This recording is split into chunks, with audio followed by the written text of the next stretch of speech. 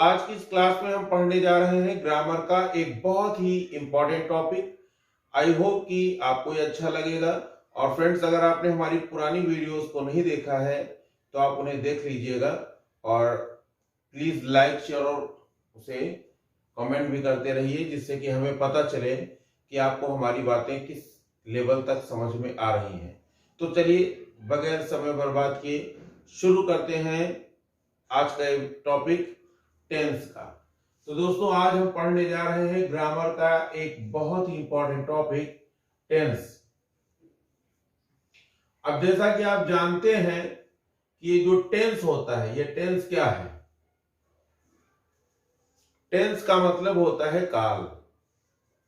Tense का मतलब क्या है? टेंस का मतलब होता है काल। टेंस का मतलब होता है समय। वैसे बोलचाल में भी हम लोग कहते हैं कि अरे बड़े टेंस्ड है ना, तो वो टेंस दूसरा है, वो ये वाला टेंस नहीं है। तो यहां पर जो ग्रामर में टेंस है, इस टेंस का मतलब होता है काल, यानी समय।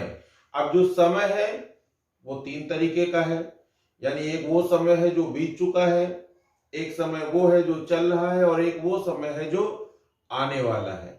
तो इस तरीके से हमारा जो समय है इसे तीन भागों में बांटा गया है: बीता हुआ समय, हमारा वर्तमान समय और हमारा आने वाला समय।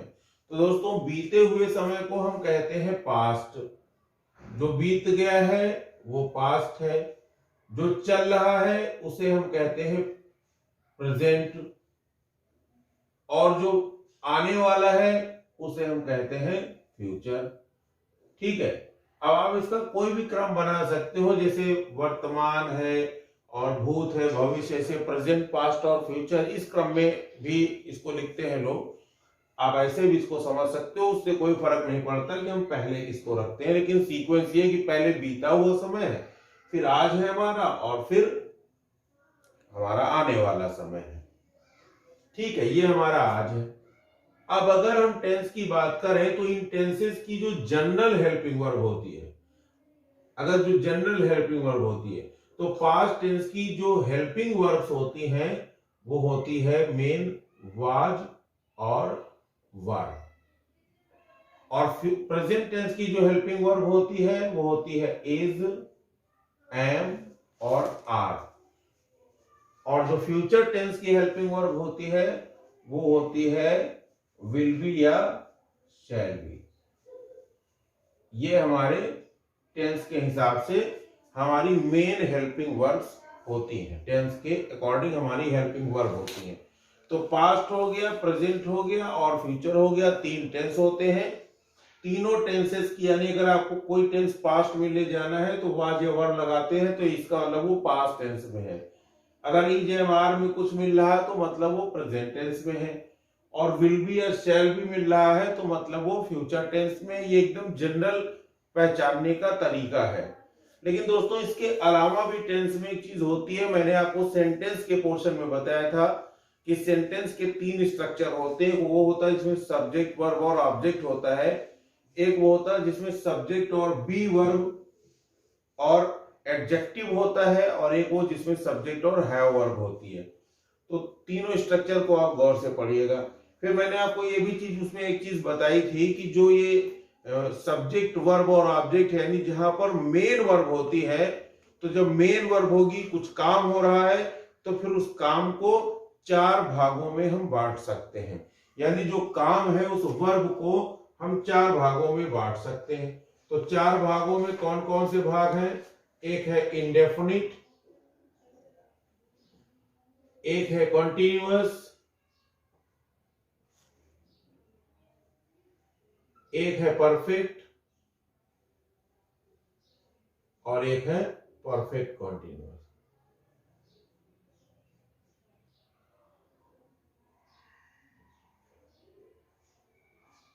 तो दोस्तों, इस तरीके से टेंस को चार भागों में बांटा गया है। यानी प्रत्येक टेंस को अगर इसमें हम पास्ट लगा दें तो past indefinite, past continuous, past perfect और पास्ट परफेक्ट कॉन्टिन्यूअस हो जाता है।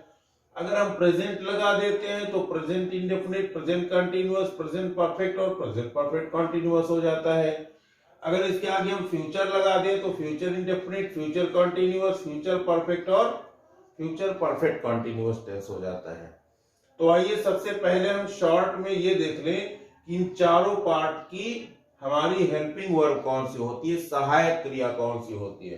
तो दोस्तों अगर सेंटेंस इनडेफिनिट में है, इनमें तीन में से किसी में भी, तो अगर वो पास्ट टेंस में है तो उसकी हेल्पिंग वर्ब हो जाती है डिड, और डिड के साथ हमेशा वर्ब की फर्स्ट फॉर्म आती है।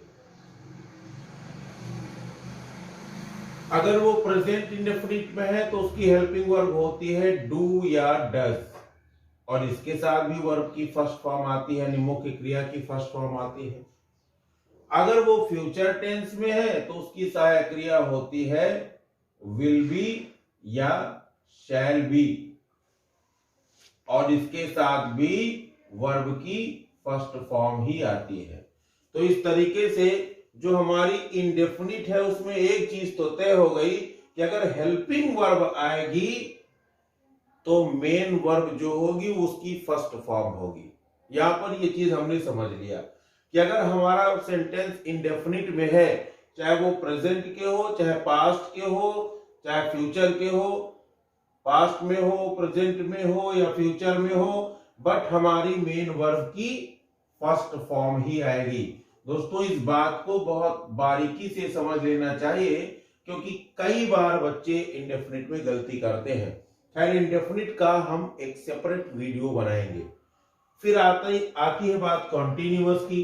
तो कॉन्टिन्यूअस में अगर पास्ट में है तो इसकी हेल्पिंग वर्ब होती है वाज या वर, और इसके साथ जो वर्ब होती है उसकी आईएनजी फॉर्म आती है, यानी फर्स्ट फॉर्म में आईएनजी जुड़ जाती है। और अगर ये प्रेजेंट में है तो इसमें आता है इज या एम या आर, यानी हेल्पिंग वर्ब चेंज हुई और जो मेन वर्ब की फर्स्ट फॉर्म थी उसमें आईएनजी जुड़ गई। अगर ये फ्यूचर में आया तो हेल्पिंग वर्ब हो जाती है हमारी विल बी या शैल बी, और इसके साथ क्या हो रहा है, जो वर्ब है उसकी फर्स्ट फॉर्म में आईएनजी जुड़ गई, उसकी फर्स्ट फॉर्म में आईएनजी जुड़ गई। ये हो जाता है दोस्तों हमारा कॉन्टिन्यूअस। तो बहुत ज्यादा समझने की जरूरत नहीं है, कोई बहुत ज्यादा ट्रिकी भी नहीं है, बस थोड़ा सा एक चीज समझना है कि अगर सेंटेंस कॉन्टिन्यूअस का है तो आईएनजी फॉर्म तीनों में आ रही है, तो किसी तरह का कोई कंफ्यूजन नहीं है। आपको बस क्या करना है, आपको केवल हेल्पिंग वर्ब समझनी है। हेल्पिंग वर्ब्स यानी ये जो पोर्शन है ये इंपॉर्टेंट है, ये क्योंकि मेन वर्ब तो आप देख लीजिए सब में एक जैसी ही काम कर रही है, मेन वर्ब तो सबकी एक जैसी है, आपको केवल हेल्पिंग वर्ब बदलनी है टेंस बदलने के लिए। तो ध्यान दीजिए, अब अगर ये कंटिन्यूअस में है तो वाज या वर आया तो पास्ट प्लस आईएनजी कंटिन्यूअस हो गया। अगर ये प्रेजेंट में है इजेएमआर लगाया तो वर्ब की आईएनजी फॉर्म आएगी। फ्यूचर में है will be shall be helping verb हो जाएगी, बट आईएनजी फॉर्म इसमें भी आ रही है। तो इसका मतलब ये है कि कंटिन्यूअस है तो आईएनजी फॉर्म आएगी। एग्जांपल देख लो, जैसे कहा गया कि he was reading, he is reading and he will be reading, same वही चीज आ रही है। अब दोस्तों अगर ये परफेक्ट टेंस में है, अगर ये परफेक्ट टेंस में है तो क्या होगा, हमारी हेल्पिंग वर्ब हो जाती है हैड, और इसमें मेन वर्ब की थर्ड फॉर्म आ जाती है। अब अगर ये प्रेजेंट टेंस में है तो हमारी हेल्पिंग वर्ब हो जाती है हैज या हैव, और इसमें भी मेन वर्ब की थर्ड फॉर्म आती है। अब अगर हमारा ये फ्यूचर टेंस में है तो हमारी हेल्पिंग वर्ब हो जाती है विल हैव या शैल हैव, दोनों में से कोई एक, और वर्ब की थर्ड फॉर्म इसमें भी आती है। यानी अगर ये परफेक्ट में है तो वर्ब की थर्ड फॉर्म कॉमन है। तो कुल मिलाकर हमें इसमें भी खाली हेल्पिंग वर्ब को ही ध्यान में रखना है। दोस्तों अगर सेंटेंस में हेल्पिंग वर्ब आ रही है, यानी अगर आपको टेंस चेंज करना है, तो आप बस ये समझ लो कि अगर कोई सेंटेंस प्रेजेंट के परफेक्ट में है, प्रेजेंट के परफेक्ट में है और आपको कहा गया इसे पास्ट के परफेक्ट में चेंज कर दो, तो आपको सिंपल केवल हेल्पिंग वर्ब बदलनी है, यानी हैज या हैव दिया है तो उसकी जगह पर आपको केवल हैड लगा देना है और आपका सेंटेंस पास्ट फॉर्म में आ जाता है। अगर पास्ट में है हैड है और आपसे कहा गया फ्यूचर में बदलो, तो आपको केवल हैड की जगह पर विल हैव या शैल हैव जो आप पर सुटेबल होता है उसे लगा देना है और आपका सेंटेंस बहुत ही आसानी से चेंज हो जाता है टेंस में। तो टेंस में बदलना कोई बहुत मुश्किल काम नहीं, बहुत आसान है, बस हमें इसकी हेल्पिंग वर्ब्स को अच्छे से तैयार करना होगा। आइए देख लेते हैं कि परफेक्ट कॉन्टिन्यूअस में क्या होता है। परफेक्ट कॉन्टिन्यूअस, तो परफेक्ट कॉन्टिन्यूअस में अगर पास्ट है तो यहां पर लगता है हैड बीन और यहां पर भी वर्ब की फर्स्ट फॉर्म के साथ आईएनजी जुड़ जाती है। अगर यहां पर प्रेजेंट का है तो यहां पर हैज बीन या हैव बीन लग जाती है और यहां पर भी वर्ब की फर्स्ट फॉर्म में आईएनजी जुड़ जाती है। अगर हम बात करें फ्यूचर की तो यहां पर भी विल हैव बीन या शैल हैव बीन लगेगी और इनके भी साथ वर्ब की फर्स्ट फॉर्म की आईएनजी जुड़ जाएगी। तो इस तरीके से दोस्तों अगर हम गौर से देखें इसे और समझने की कोशिश करें तो बहुत ही आसानी के साथ हमें केवल हेल्पिंग वर्ब को समझना है और हमारा सेंटेंस अपने आप में पूरी तरह से कन्वर्ट हो सकता है। तो अगर आपको इसमें कुछ नोट करने लायक लगता है तो आप वीडियो को पॉज करके स्क्रीनशॉट इसका ले लीजिए और इस वीडियो को। तो दोस्तों हम अब सेपरेट एक एक पार्ट को अच्छे से समझने की कोशिश करते हैं। तो सबसे पहला टेंस होता है इंडेफिनिट टेंस। अब आप जानते हैं कि इंडेफिनिट का जनरल स्ट्रक्चर मैंने आपके सामने बता दिया है। तो दोस्तों अगर इंडेफिनिट प्रेजेंट का है, अगर इंडेफिनिट प्रेजेंट का है तो इसमें सबसे पहले होता है सब्जेक्ट, उसके बाद होती है वर्ब की फर्स्ट फॉर्म, फिर जरूरत पड़ने पर एस या यस लगाते हैं और फिर लिख देते हैं ऑब्जेक्ट। ये होता है जनरल इसका स्ट्रक्चर। जैसे अगर हम कहें कि ही गोज टू स्कूल, अब जरा समझिएगा यहां पर एस या यस कब लगेगा, जब आपका सब्जेक्ट सिंगुलर है तो इसे हमको सिंगुलर बनाना है। क्यों? क्योंकि जो मेन वर्ब की फर्स्ट फॉर्म होती है इट इज ऑलवेज प्लूरल। दोस्तों याद रखिएगा वर्ब की फर्स्ट फॉर्म हमेशा प्लूरल होती है और उसे सिंगुलर बनाने के लिए हमें उसमें एस या एस ऐड करना पड़ता है। तो अगर किसी वर्ड अगर का जो लास्ट लेटर है, अगर लास्ट लेटर ओ है, एस एच है, सी एच है, ठीक है, तो आप क्या करेंगे, आप इसमें ई एस लगा देंगे। हम आपको जनरल यूज वाले बता रहे हैं, 2-3 बता रहे हैं बस। ओ है, एस एच है, सी एच है, ज्यादातर इसी में कंफ्यूजन होता है, तो आप क्या लगा दोगे, ई एस लगा दोगे। ठीक, जैसे जैसे अगर है catch, C A T C H, C H आया तो इसमें क्या जोड़ोगे, E S, C A T C H E S. ठीक, जैसे match, M A T C H, इसमें क्या जोड़ोगे, ई एस। ठीक, जैसे गो तो क्या जोड़ोगे, ई एस। ठीक है, अगर लास्ट लेटर वाई है, वाई, ठीक है, and vowel is placed before it, अगर लास्ट लेटर वाई है इसके पहले कोई वॉवेल है तो एस ऐड होगा, S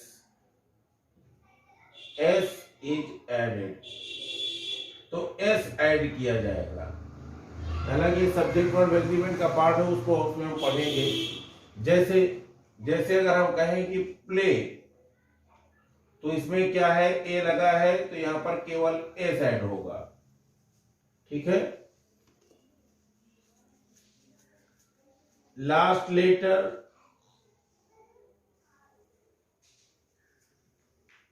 is Y and consonant, अगर वाई है और कॉन्सोनेंट है इसके पहले, consonant is placed before it, तो आई ई एस ऐड होगा। ठीक है। और वाई इज रिमूव्ड, और वाई को रिमूव्ड कर दिया जाता है। जैसे अगर वर्ड है क्राई, CRY, तो अब जब हम इसे बनाएंगे तो क्या करेंगे, हम बनाएंगे CRIES, क्राइस, वाई को हम हटा देंगे। तो इस तरह से और बहुत सारी चीजें हैं इसमें भी, और तमाम पार्ट हैं। हमने आपको बस जनरली हम सब्जेक्ट वर्ब और एग्रीमेंट के पार्ट में पढ़ाएंगे। बस ये थोड़ा सा आपको हल्की सी नॉलेज इसके विषय पे हमने दी है। बाकी हम सब्जेक्ट वर्ब एग्रीमेंट में आपको डिटेल में इस चीज को बताएंगे। तो अभी केवल एक समझाने की बात थी कि इसमें खास बात क्या है कि सब्जेक्ट सिंगुलर है तो वर्ब को सिंगुलर रखना है, अगर सब्जेक्ट हमारी प्लूरल है तो वर्ब को प्लूरल रखना है। वर्ब की फर्स्ट फॉर्म हमेशा प्लूरल होती है। In order to make it singular we add SRES in it, SEIS इसमें हम ऐड कर देते हैं। तो दोस्तों ये एक मोटे तौर पर हमें कुछ बातें आपको बता दिया है। हमारा टारगेट अभी केवल आपको इंडेफिनिट टेंस को समझाना है। अब दोस्तों अगर इसको हमें निगेटिव में बनाना है तो हम क्या करेंगे, सब्जेक्ट लगाएंगे, उसके बाद डू या डज प्लस नॉट लगाएंगे, प्लस वर्ब की फर्स्ट फॉर्म प्लस ऑब्जेक्ट। अब बहुत सारे बच्चे कंफ्यूज हो जाते हैं कि क्या हमको इस सेंटेंस में यहां पर एस या ES लगाना है, तो यहां नहीं लगाना है। क्यों? क्योंकि डू में ही ऑलरेडी ES ऐड किया गया है और तभी आपके सेंटेंस में डू का डज हुआ है। तो अगर यहां पर आपके एस या ES लगा है तो उसे हटा देना है, नहीं रखना है। ठीक है। ये आपका दूसरा स्ट्रक्चर हो जाता है। इसका एग्जांपल देखिए, ही सिंगुलर है, यहां पर ES लगा है तो यहां पर आपने डज लगा दिया और नॉट लगा दिया और गो लगा दिया। हम इसके आगे का पोर्शन नहीं लिख रहे हैं, आप आगे समझ लीजिएगा। तो ही गोज और he does not go, to school आगे आप ऐड कर सकते हो। अब अगर हमें इसे इंट्रोगेटिव बनाना है तो यही डू या यही डज हमें क्या करना है, पहले लिख देना है, देन हमें सब्जेक्ट लिखना है, देन वर्ब की फर्स्ट फॉर्म लिखना है और फिर object and then question mark. ये हमारा इंट्रोगेटिव सेंटेंस का स्ट्रक्चर हो जाता है। ठीक है। अब अगर ये निगेटिव का स्ट्रक्चर है और ये इंट्रोगेटिव का स्ट्रक्चर है, अब सेम यही काम करना है। यहां पर डज था, हमने डज को इधर निकाल लिया, डज आ गया, अब उसके बाद कर लिया ही और उसके बाद कर दिया गो और क्वेश्चन मार्क। क्योंकि डज में यस जुड़ा है इसलिए यहां पर अब हम ही के साथ गोज का प्रयोग नहीं कर रहे हैं। अगर आपको इसे इंट्रोगेटिव निगेटिव बनाना है तो आपने ये डू रखा और ये डज रखा, उसके बाद आपने यहां पर सब्जेक्ट लिखा, सब्जेक्ट के बाद दोस्तों नॉट लगा देंगे, फिर वर्ब की फर्स्ट फॉर्म और फिर ऑब्जेक्ट लिखेंगे और क्वेश्चन मार्क लगा देंगे। और इस तरीके से हमारा ये सेंटेंस बन जाता है इंट्रोगेटिव निगेटिव। जैसे यहां पर हम लिख देते हैं डज ही नॉट गो, और इस तरीके से हमने इसको चेंज कर दिया है। अब फ्रेंड्स अगर इस सेंटेंस को हमें किसी भी क्वेश्चन वर्ड से बनाना है तो अगर वो क्वेश्चन वर्ड से सिंपल है तो यहां पर क्वेश्चन वर्ड ऐड कर दीजिए, और अगर निगेटिव में है तो यहां पर आप क्वेश्चन वर्ड ऐड कर दीजिए। सिर्फ इसके आगे आपको क्वेश्चन वर्ड्स ऐड कर देने हैं, बाकी रूल यही रहेंगे। तो क्वेश्चन वर्ड ऐड कर दीजिए। जैसे डज ही गो है, अब अगर कहा जाए हमने वर्ड ले लिया हाउ, इसमें बनाते हैं। तो अब हाउ लिख दिया आगे, उसके बाद ये उतार दिया, हाउ डज ही गो, या फिर how does he not go. तो इस तरीके से दोस्तों हम कोई भी सेंटेंस ले सकते हैं और उसकी हम प्रैक्टिस कर सकते हैं इंडेफिनिट में। ठीक है, जैसे हमने कहा ही गोज टू स्कूल है तो ही डज नॉट गो। अब इसमें आगे हम स्कूल अवॉइड करके आपको बता रहे हैं। he goes to school, he does not go to school, does he go to school, does he not go to school, how does he go to school, how does he not go to school। कोई भी कर सकते हैं। I read a book, I do not read a book, do I read a book, do I not read a book, how do I read a book, या why do I read a book, या when do I read a book, and when do I not read a book। Means कि same pattern is to be followed, यही pattern follow होगा, हमारा sentence केवल बदलता रहेगा। और फ्रेंड्स हमें इसकी प्रैक्टिस खूब अच्छे से कर लेनी चाहिए, जिससे कि चीज हमें अच्छे से क्लियर हो जाए। तो ये तो रहता है हमारा प्रेजेंट का इंडेफिनिट टेंस। अब अगर हमें इसे पास्ट में करना हो तो हम इसे कैसे बनाएंगे, स्क्रीनशॉट ले सकते हैं आप। अब दूसरा टेंस है हमारा पास्ट का। अब हम पास्ट के इंडेफिनिट को देखते हैं। तो पास्ट इंडेफिनिट का हमारा स्ट्रक्चर होता है सब्जेक्ट प्लस वर्ब की सेकेंड फॉर्म प्लस ऑब्जेक्ट।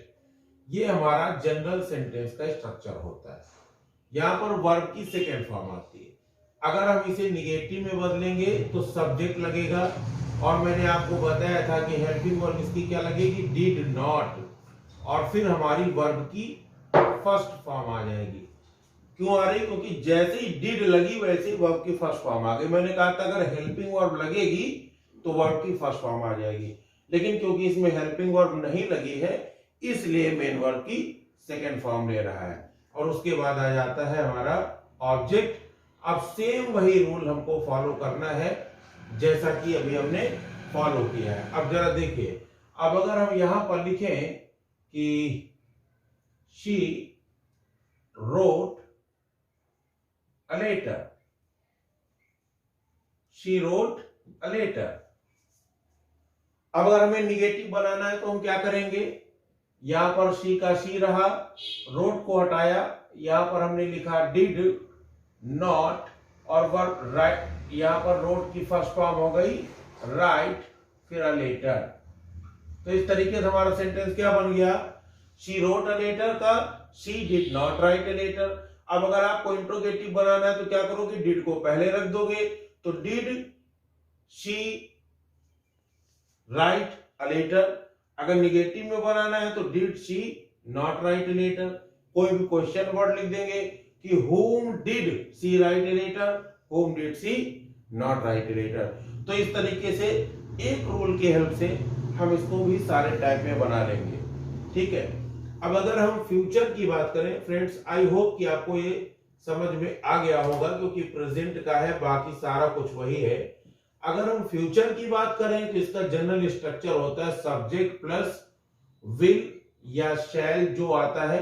हालांकि अब विल का प्रयोग सबके साथ होता है, शैल ऑलमोस्ट नहीं प्रयोग करते, प्लस वर्ब की फर्स्ट फॉर्म प्लस ऑब्जेक्ट, ये इसका जनरल स्ट्रक्चर होता है।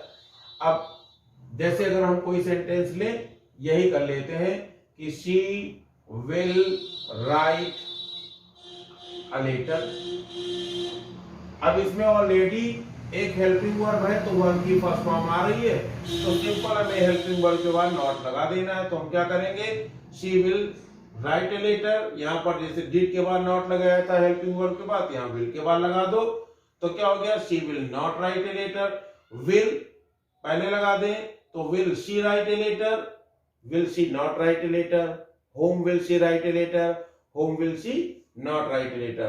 तो इस तरीके से दोस्तों हम इनका प्रयोग कर सकते हैं। अब आपको क्या प्रैक्टिस करनी है, आपने जैसे एक सेंटेंस ले लिया, कोई भी ले लिया, कोई भी एक सेंटेंस, ठीक है। जैसे आपने कहा कि I get up early in the morning, मैं सुबह जल्दी उठता हूं, तो I get up early in the morning, I do not get up early in the morning, do I get up early in the morning, do I not get up early in the morning. Why do I get up early in the morning? Why do I not get up early in the morning?